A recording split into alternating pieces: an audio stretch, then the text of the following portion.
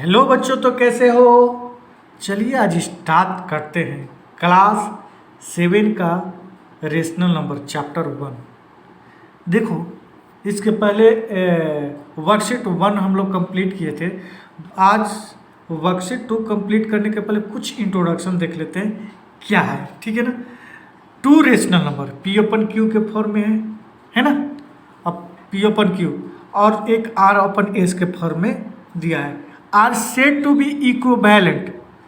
ये कब होगा इक्विवेलेंट, ये कब होगा इक्विवेलेंट, वो चीज़ बता रहा है। यानी कि सुनो ध्यान से इस बात को, एक पी अपन क्यू के फॉर्म में है बेटा, एक आर अपन एस के फॉर्म में है, ठीक है ना। तो देखो पी अपन क्यू बराबर क्या दिया है, पी अपन क्यू बराबर 4/-7। पी अपन क्यू बराबर क्या दिया है, 4/-7, ठीक। आर अपन एस बराबर क्या दिया है, 8/-14, ठीक। ये तो समझ में आ रहा है। चलिए अब ये इक्विवेलेंट है कि नहीं है, तो ध्यान से सुनो। पी अपन क्यू को 4/-7 लिख सकता हूँ। इक्विवेलेंट इक्वल में दे रहा हूँ, तो क्या ये इक्विवेलेंट है देखना है। आर अपन एस के लिए, आर देखो पी अपन क्यू के लिए 4/-7, आर अपन एस के लिए 8 अपन क्या हो जाएगा -14, ठीक। अब करवाएंगे क्या, क्रॉस मल्टीप्लिकेशन। इस 4 को इल से मल्टीप्लाई कर देंगे, तो 4 क्या हो जाएगा 16 माइनस का, ठीक। ये सॉरी 14 है बेटा, गलत हो गया। 14 4 क्या हो जाएगा, 14 4 56, 14 4 क्या हो जाएगा 56, ठीक। अगर ये 8 है ना, 8 को जब मैं -7 से डिवाइड कराऊंगा और वो भी 56 आ जाएगा, तो समझो कि ये इक्विवेलेंट है।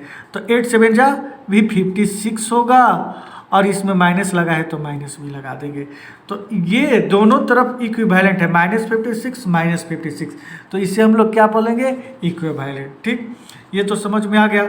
अगला स्टेप क्या, एग्जाम्पल क्या दिया है कि so that 5/8 and -50/24 are not equivalent rational number. ये बोल रहा है कि ये जो रेशनल नंबर है ये नॉट इक्विवेलेंट है।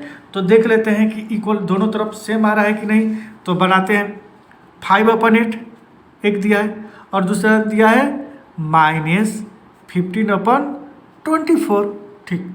अब क्या करेंगे कि 5 को 24 से बेटा इंटू करवा देंगे। 5 को जब 24 से इंटू करवाएंगे तो 120 आएगा। क्या आएगा 120। अब कर लेना कहीं कैलकुलेशन, फिर इक्वल है 5 का तो कर लिए क्रॉस मल्टीप्लिकेशन। अब 15 को करेंगे, तब 15 8 जा भी 120 ही होगा। सेम आ रहा है, नहीं सेम नहीं आ रहा है। देखो ये ना इसमें माइनस लगा है ना इसमें, बट ये -15 में माइनस लगा है, दोनों में से किसी एक में माइनस लगा है, तो ये माइनस हो जाएगा। अब ये इक्वल नहीं है, अब ये इक्वल नहीं है, तो इसे इक्वल को क्रॉस कर देंगे, कट कर देंगे, तो ये क्या होता है नॉट इक्वल। इसे क्या बोला जाता है not equal. 120 is not equal -120, क्योंकि ये प्लस में है ये माइनस में है। आगे देख लेते हैं इसी तरह से, है ना, और भी डाउट क्लियर हो जाएगा। देखो प्रॉपर्टीज 2 हम लोग प्रॉपर्टीज 1 पढ़ चुके हैं, जो हम लोग को समझ में आ गया। इक्विवेलेंट क्या बोल रहा है कि पी अपन क्यू के फॉर्म में हो, क्या फॉर्म में हो, पी अपन क्यू के फॉर्म में हो, ठीक है। इतना बात समझ में आ रहा है कि पी अपन क्यू के फॉर्म में कोई भी रेशनल नंबर रहता है, is a rational number and M P any integers. M, अब दोनों में एम से इंटू कर देंगे, कोई एनी इंटीजर्स, वो डिफरेंट फ्रॉम जीरो, यानी कि जीरो नहीं होना चाहिए। अरे अगर एम के इक्वल जीरो हो जाएगा तो पूरा नंबर जीरो कर देगा। तो M not equal zero, M को जीरो मत रखो, बाकी कुछ भी रख सकते हैं इंटीजर्स, ठीक है ना। तो देखो इसमें एक एग्जाम्पल दिया है 3, write there rational numbers which are equivalent. मान लो कि पी अपन क्यू इक्वल 3/5 के इक्वल है, ठीक है। तो देखो 3/5 के इक्वल है बेटा, तो इसमें P में किससे इंटू किया, P अपन Q में किससे इंटू करेंगे एम से। एम का वैल्यू मान के चलो कि 2 है, m का वैल्यू क्या है 2 है, सॉरी m का वैल्यू क्या है 2 है, P/Q जो है m का वैल्यू 2 है, तो यहाँ पर 2 रख लेंगे। तो देखो 3 2 जा 6 और 5 2 जा 10, 3/5 इंटू अगर m का वैल्यू क्या है 3 है या -3 है, -3 है, तो -3 से इंटू करेंगे तो क्या हो जाएगा 3 3 जा 9 -9 और ये -15। ठीक है, ये तो बातें समझ में आ रही है। आगे देख लेते हैं क्या। अब इसी को आगे बढ़ते हैं, है ना। तो 3/5 को मल्टीप्लाई करेंगे, m का इस बार वैल्यू 5 ले लेते हैं, है ना बेटा। तो 5 ले लेते हैं, तो 5 से इंटू करेंगे, जब 5 से इंटू करेंगे तो ये क्या हो जाएगा 3 5 जा 15 और 5 5 जा 25। तो कहने का मतलब देखो क्या है, देखो आपके पास क्या आया, आपके पास क्या आया 6/10, क्या आया 6/10, किस में 3/5 को ही 2 से डिवाइड किया, नोमिनेटर और डिनोमिनेटर में सेम इंटू होता है। अगर m का वैल्यू 2 लिए तो 2 नोमिनेटर में भी डिवाइड इंटू होगा और डिनोमिनेटर में भी इंटू होगा। ये किस में किए 3/5 में, 3/5 में क्या है -3 से जब इंटू किए तो ये नंबर आया, 3/5 में 5 से इंटू किए तो ये नंबर आया। तो कहने का मतलब देखो इसमें लिखा है कि हैंस 6/10, 6/10 दिखाई दे रहा है, -9/-15 -9/15 एंड 15/25 आर 3 रेशनल नंबर। ये तीनों क्या है रेशनल नंबर है। ये इक्विवेलेंट किसका है 3/5 का इक्विवेलेंट है। ये जितने भी है 3/5 के क्या है इक्वल है ना। ये 6/10 है ना इक्वल है 3/5 का, ऐसे लिख सकते हैं, या इक्वल -9/-15 है इक्वल 15/25। ये सारे आपस में क्या है इक्वल है और ये 3/5 के इक्वल है। ठीक है, अगला देख लेंगे क्या लिखा है कि expect -4/7 as a rational number with 1, क्या दिया है नोमिनेटर 12, सेकेंड डिनोमिनेटर 28। ठीक, इसको समझो ध्यान से क्या है, देखो बेटा express -4/7 as rational number with, पहला नोमिनेटर 12 होना चाहिए और सेकेंड में क्या बोल रहा है कि डिनोमिनेटर 28 में लिख चुका हूँ। ठीक, बात को ध्यान से सुनना। मैंने क्या सीखा था अभी क्या सीखा है कि P/Q है, P/Q है कोई रेशनल नंबर जो इंटीजर्स दोनों में m से ही इंटू होगा। कहने का मतलब कि अगर इसमें 2 से इंटू कर रहा है नोमिनेटर में तो डिनोमिनेटर में भी 2 से इंटू करना है ना।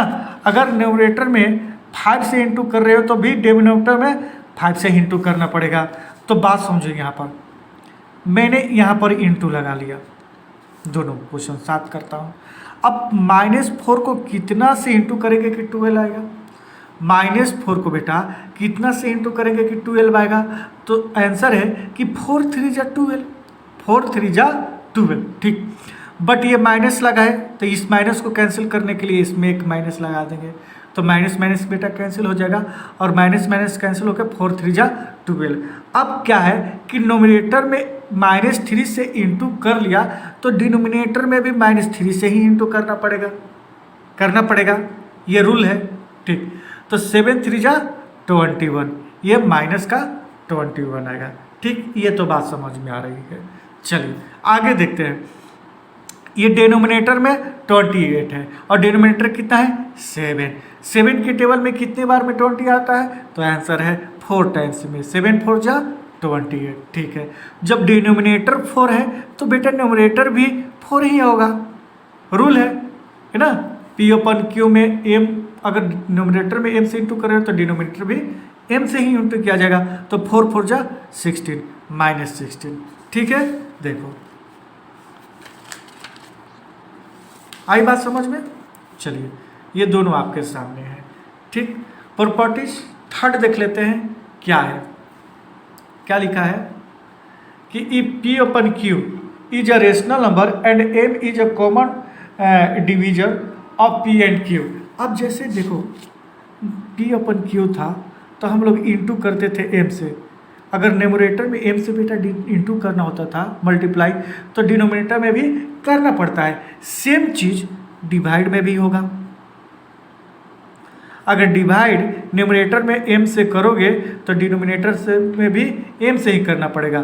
फॉर एग्जाम्पल है ना 4/5 है और 4/6 है, तो 4 में 2 से अगर डिवाइड किए, यानी कि न्यूमरेटर में 2 से डिवाइड किए तो डिनोमिनेटर में भी 2 से ही डिवाइड करना पड़ेगा, तब तो 2/3 होगा। ठीक, तो एक एग्जाम्पल दिया है क्या, एक्सप्रेस, ठीक ध्यान से नहीं दिख रहा है देख लो, एक्सप्रेस -20/49, ठीक, as a rational number with denominator 7। अब ये डिनोमिनेटर 7 कैसे होगा, डिनोमिनेटर 7 कैसे होगा, इसमें बेटा क्या डिवाइड करेंगे कि डिनोमिनेटर 7 हो जाए, तो आंसर है सर 49 में 7 से ही डिवाइड कर दो, तो 7 7 जब 49 डिनोमिनेटर 7 आएगा। जब डिनोमिनेटर में 7 से डिवाइड किए तो 21 में भी 7 से डिवाइड करना पड़ेगा, है कि ना, यस या नो, करना पड़ेगा। तो 7 3 जा 21 -3/7 आ गया इतना, ठीक है। तो एग्जाम्पल अच्छे से समझ गए तो हम लोग वर्कशीट 2 नेक्स्ट वीडियो में कंप्लीट करेंगे, ठीक है। मिलते हैं नेक्स्ट वीडियो में बेटा, तो वीडियो को लाइक शेयर एंड सब्सक्राइब कर दीजिए आप लोग।